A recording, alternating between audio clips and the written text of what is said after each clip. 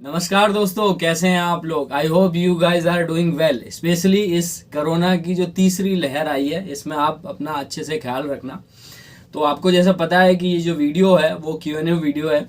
तो चलिए पहले सवाल पे हम चलते हैं। पहला सवाल पूछा है मिस्टर टर्बो किंग ने।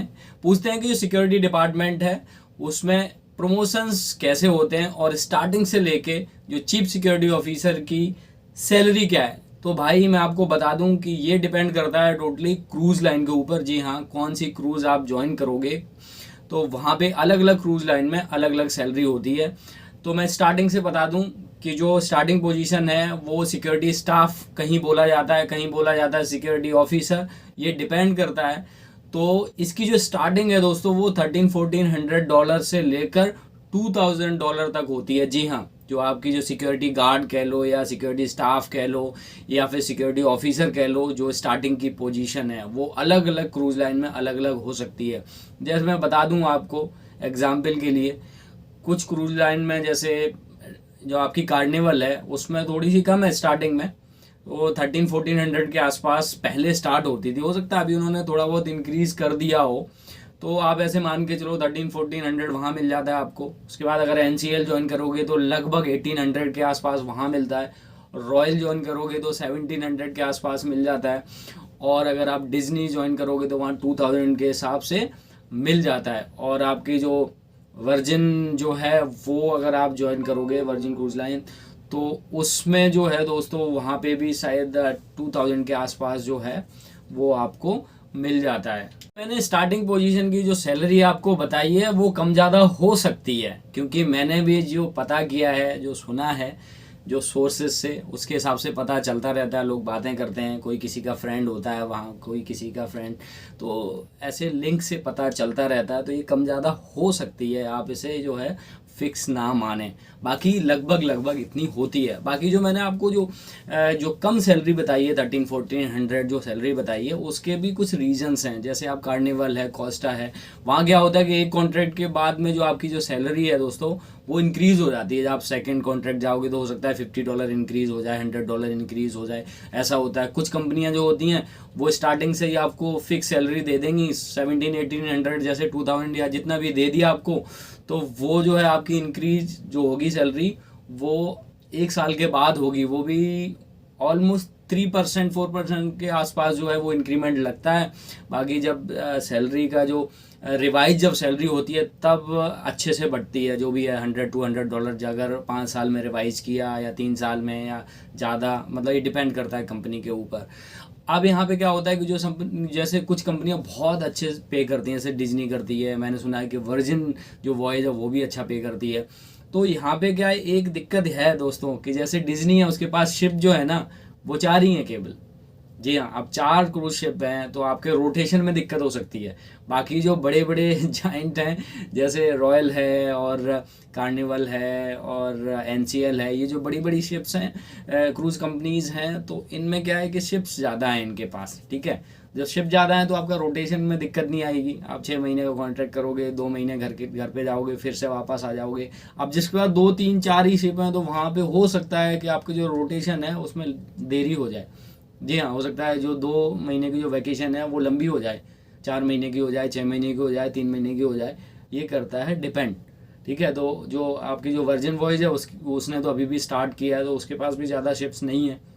तो जो सेकंड पोजीशन है, आप जो सिक्योरिटी स्टाफ, सिक्योरिटी गार्ड या सिक्योरिटी ऑफिसर जो भी है, उसके बाद जो आपका जो प्रमोशन होगा, जैसे मान लो कहीं पे बोला जाता है सिक्योरिटी सुपरवाइज़र, हो सकता है कहीं सीनियर सिक्योरिटी ऑफिसर बोला जाता हो, तो वहाँ पे जो है जो अप्रॉक्स जो मैं बताऊं वो $500 के आसपास जो है आपका इंक्रीमेंट लग जाता है, जो आपका सेकंड प्रमोशन होता है। जी हाँ, और इसमें टाइमिंग की तो बात ये है कि भाई कि ये आपका सब जो है परफॉर्मेंस के ऊपर होता है कि आपकी परफॉर्मेंस कैसी है। और कंपटीशन काफ़ी होता है, सच बोलूँ। अब 10 लोगों की टीम है या 15 लोगों की टीम है, अब 15 लोगों में अब सबके सब सुपरवाइजर बनना चाहेंगे तो फिर क्या होगा। ठीक है वैसे ऐसा ज़्यादातर होता नहीं है। अब 15 लोगों की टीम है, उसमें 5 6 लोग तो ऐसे होंगे ही पक्का जो सुपरवाइजर बनना चाहेंगे। तो कंपटीशन तो होता ही है, तो आपको अच्छे से प्रूव करना पड़ेगा। बहुत कुछ होता है, जब आप आओगे ऑन बोर्ड तब आपको पता चलेगा। तो ये सेकंड पोजीशन में आपको बताया मैंने। अप्रॉक्सीमेटली जो है $500 का इंक्रीमेंट हो जाता है। उसके बाद जो आपकी जो नेक्स्ट पोजीशन होगी वो हो सकता है कि डिप्टी सिक्योरिटी ऑफिसर हो या फिर किसी दूसरे शिप पे कुछ और कहा जाता हो। मैं यहाँ पे एक एग्जांपल ले लेता हूँ डिप्टी सिक्योरिटी ऑफिसर का, ठीक है। तो उसकी जो सैलरी है वो $3-4 हज़ार के आसपास होती है। तो उसके बाद जो चीफ सिक्योरिटी ऑफिसर की जो सैलरी है, यहाँ पे मैं बता दूँ जो अच्छे ब्रांड्स हैं उनमें जो है चीफ सिक्योरिटी ऑफिसर की जो सैलरी है वो बहुत अच्छी होती है। और मतलब डिपेंड करता है क्रूज लाइन पे। कहीं कहीं चीफ सिक्योरिटी ऑफिसर की जो सैलरी है वो $5,000-6,000 के आसपास होती है, और कहीं कहीं ये सैलरी $10,000 भी होती है। जी हाँ, ठीक है।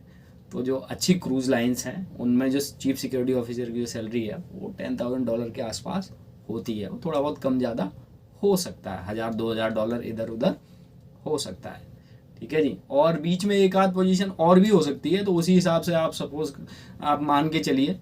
तो डिप्टी सिक्योरिटी ऑफिसर और जो सिक्योरिटी ऑफिसर की जो पोजीशन है उसमें जो सैलरी का जो गैप है वो काफ़ी ज़्यादा होता है, ठीक है। अगर डिप्टी की $5,000 है तो सिक्योरिटी ऑफिसर की $10,000 भी होती है। एग्जैक्ट डबल का भी फ़र्क हो सकता है, ठीक है। तो ये डिपेंड करता है।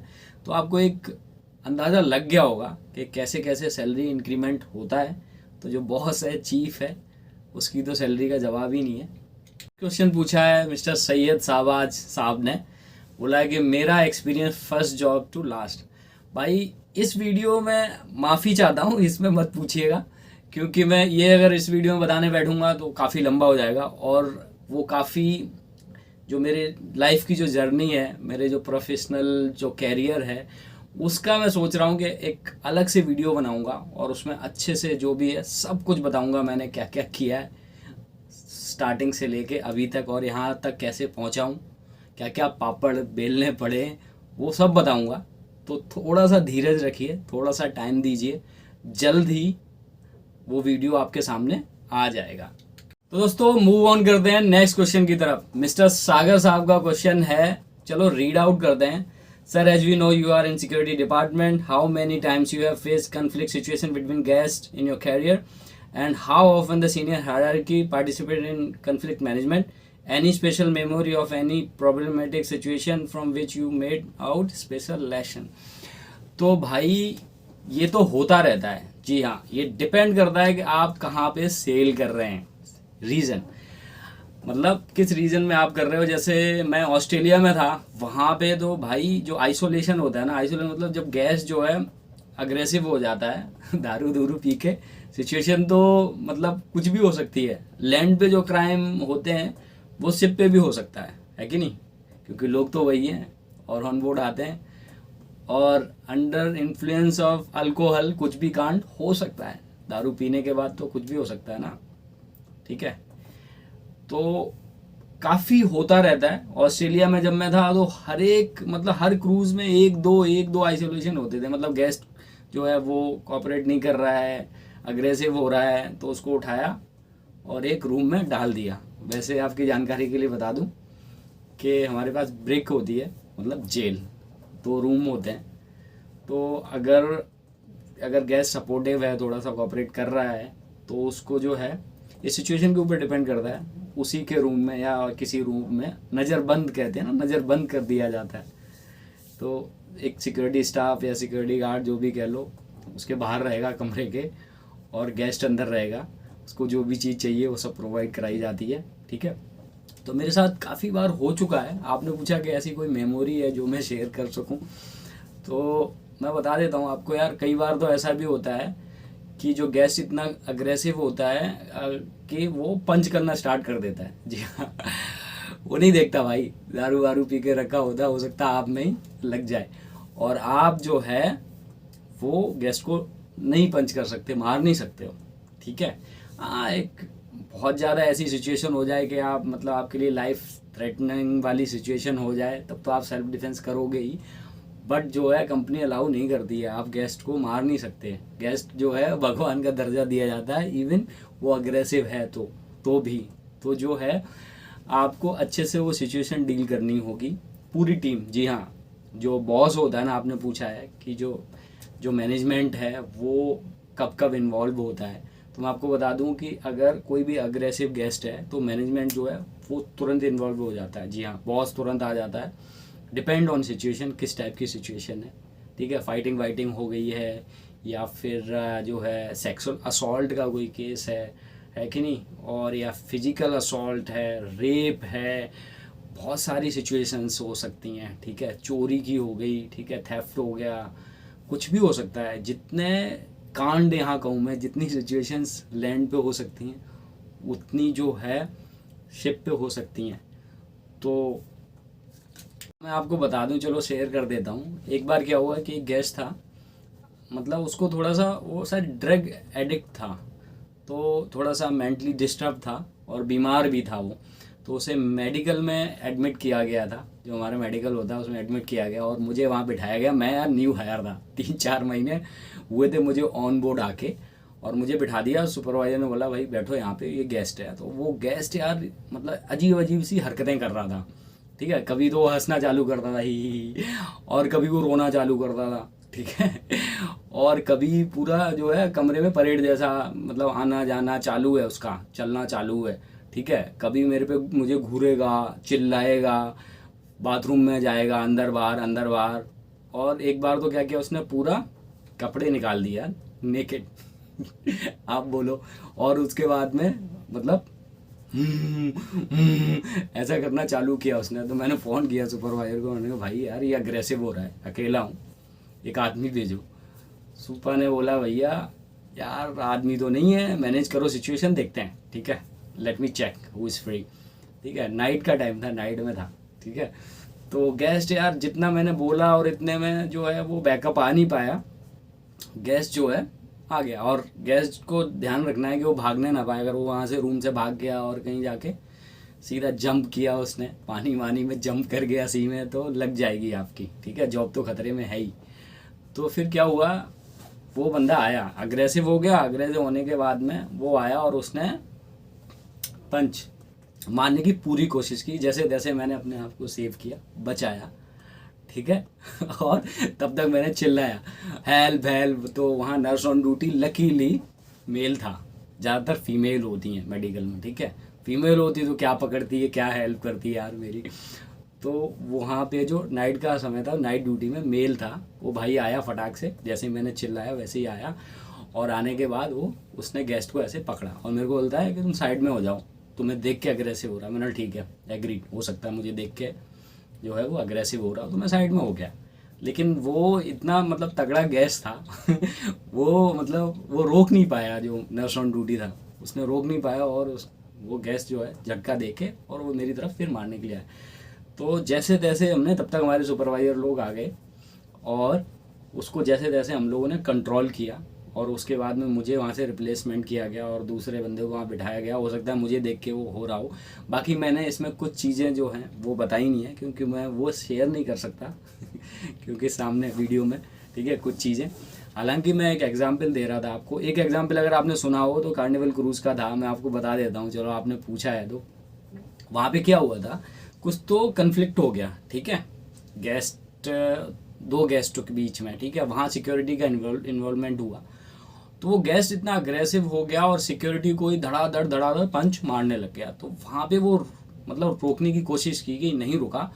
फिर क्या था कि वहाँ पे और उस गेस्ट के साथ और लोग थे, वो भी आ गए और वहाँ पे फिर सिक्योरिटी और गेस्ट के बीच में फाइट हुई।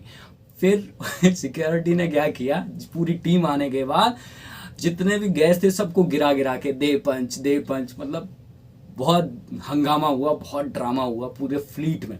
पूरे वीडियो वायरल हुए यूट्यूब पे, ठीक है, पूरे फ्लीट में, ठीक है, भेजे गए, ठीक है। उसके ऊपर हमारी ट्रेनिंग भी हुई कि ऐसी सिचुएशन आएगी तो कैसे डील करोगे।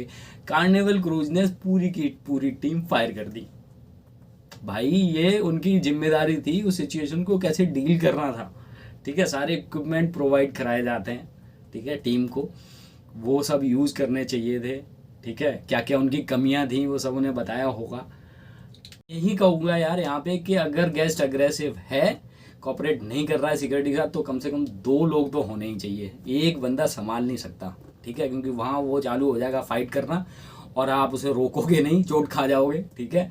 और रोकोगे नहीं तो रूम से भाग जाएगा, क्योंकि बहुत सारी सिचुएशन होती हैं। कभी बोलेगा मुझे स्मोकिंग करनी है, कभी बोलता है मेरा दम घुट रहा है, ठीक है, सफोकेशन हो रहा है, मुझे बाहर जाना है, फ्रेश एयर लेनी है। बाहर जा नहीं सकता ना, कि मेंटली क्या सिचुएशन हुई है, बीवी से झगड़ा करके आया है, गर्लफ्रेंड से करके आया है, क्या हो गया, बहुत सारे रीजंस होते हैं। बाहर आप भेज दोगे कहीं जाके, वही मैंने बोला बहुत सारे कांड ऐसे हुए हैं कि जम कर जाता है गैस, तो फिर ये बहुत बड़ा मतलब इशू हो सकता है ना। तो 2 लोग तो होने चाहिए मिनिमम, और क्या क्या सिचुएशन है वो सुपरवाइज़र को, टीम को, बॉस को बताते रहना चाहिए हमेशा। और लॉग तो हम लोग मेंटेन करते ही हैं कि गैस क्या कर रहा है। और ये सेम चीज़ जो है क्रू के साथ भी होती है।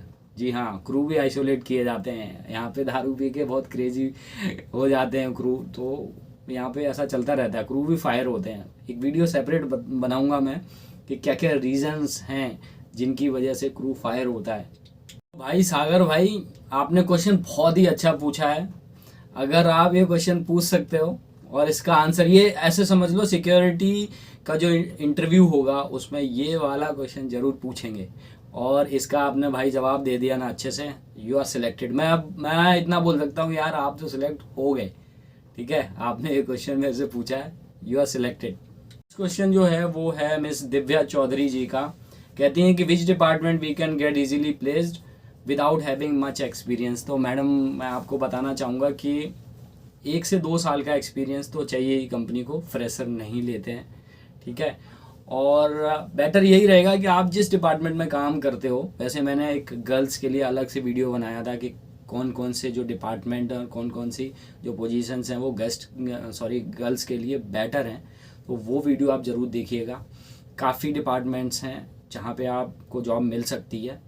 अगर जैसे मैं एग्जांपल दे दूँ, अगर आप जुम्बा डांसर हैं, ठीक है, तो यार जुम्बा डांसर का तो कोई रिप्लेसमेंट है नहीं। अगर अच्छे डांसर हैं, आप जुम्बा उम्बा कराना आता है, तो बहुत अच्छी सैलरी भी होती है और काफ़ी अच्छी पूछ भी है, ठीक है, मतलब आपकी वैल्यू भी है, इजीली आप सिलेक्ट भी हो सकते हो। और बाकी तो जो नॉर्मल डिपार्टमेंट्स हैं, हाउस कीपिंग है, ठीक है, रेस्टोरेंट है, और आपका जो है स्पोर्ट्स डिपार्टमेंट है, लाइफ गार्ड्स, बहुत सारे डिपार्टमेंट आप चेकआउट कर लीजिए। वीडियो मैंने ऑलरेडी बनाए हुए हैं, हर एक डिपार्टमेंट्स में गर्ल्स को लेते हैं, ठीक है जी। और बाकी आपकी जॉब की आपको नॉलेज अच्छी है, एक्सपीरियंस 1-2 साल का है चलेगा, बट नॉलेज आपको होनी चाहिए, आपको पूरा काम आना चाहिए अच्छे से, और इंटरव्यूअर को आप सेटिस्फाइड कर सको, आप सिलेक्ट हो जाओगे। कोई बड़ी बात नहीं यार, मेरा जैसा आदमी सिलेक्ट हो सकता है तो आप क्यों नहीं हो सकते, ज़रूर हो सकते हो। सर पंकज डॉन साहब पूछते हैं कि sir if we are 8th pass can we join cruise ship but we can speak English.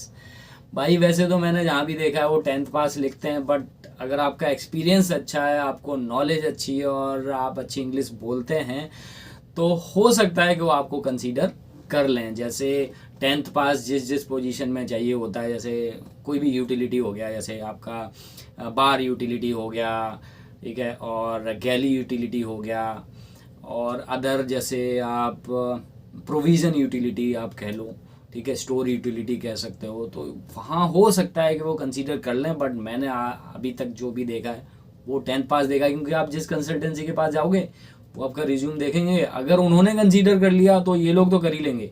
यहाँ यार इतना ज़्यादा डॉक्यूमेंट्स कोई नहीं देखता आपके कि आपने क्या पास किया है क्या नहीं, आप अपने काम में कितने पारंगत हैं, कितने अच्छे हैं, वो मैटर करता है, ठीक है जी। अगर इंटरव्यूअर सेटिस्फाई हो गया तो यार एक्सपीरियंस की भी ज़रूरत नहीं है उसको। अगर आप जो उसने पूछा और आपने अच्छे से जवाब दिया, हालांकि ये तो ज़रूर पूछेगा कितने साल काम किया आपने, ठीक है, कहाँ काम किया है, तो उसका फ़र्क तो इंटरव्यू में पड़ता है, नो डाउट। बट अगर आपने सेटिस्फाई कर दिया, यहाँ पे ऐसा नहीं है कि यार आपने इंडिया की तरह कि यार ये डिग्री ही होनी चाहिए इस पोजीशन के लिए, ऐसा कुछ नहीं है यार। आपका काम आपको अच्छे से आता है तो आप सिलेक्ट हो जाएंगे।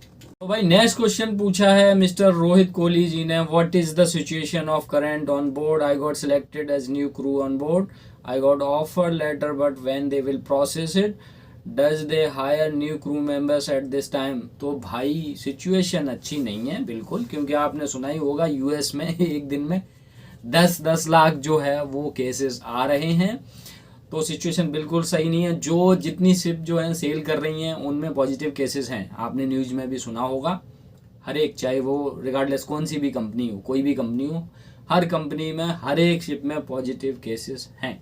सिचुएशन अच्छी नहीं है। जहाँ पे अभी क्रूज़ काफ़ी अच्छे खासे चल रहे थे, वहाँ पे गेस्ट की संख्या हो गई है लगभग आधी, क्योंकि जो इसकी जो CDC है ना, सेंटर फॉर डिसीज़ कंट्रोल, जो US की जो ऑर्गेनाइजेशन है, उसने रिक्वेस्ट की है, एक सजेशन दिया है पब्लिक को, लोगों को, कि भाई क्रूजिंग को अवॉइड करो। तो उस चक्कर में लोगों ने शायद उस पर ध्यान दिया और क्रूजिंग में जाना कम कर दिया है। लेकिन आ रहे हैं लोग अभी भी, ऐसी बात नहीं है, क्रूजिंग चालू है। बट यहाँ पे मैं आपको बता दूं सिचुएशन उतनी अच्छी नहीं है। बट हाँ, जो हायरिंग चल रही है यार, वो चलती रहती है, क्योंकि उनके कुछ प्लान्स होते हैं, नई शिप्स आने वाली होती हैं, ठीक है। डॉक में जैसे मैं ही हूँ, अभी नई शिप बन रही है, तो इसके लिए तो लोग चाहिए ना। ऐसे ही हर एक कंपनी की शिप जो है वो बिल्ड हो रही है, तो वो जो बिल्ड हो रही है उनके लिए हायरिंग तो पहले से करेंगे ना, पहले करके और उनको वेटिंग पे रखेंगे। तो हायरिंग तो चलती रहती है भाई, ठीक है, बट वो वेटिंग पे डाल देंगे आपको, ठीक है।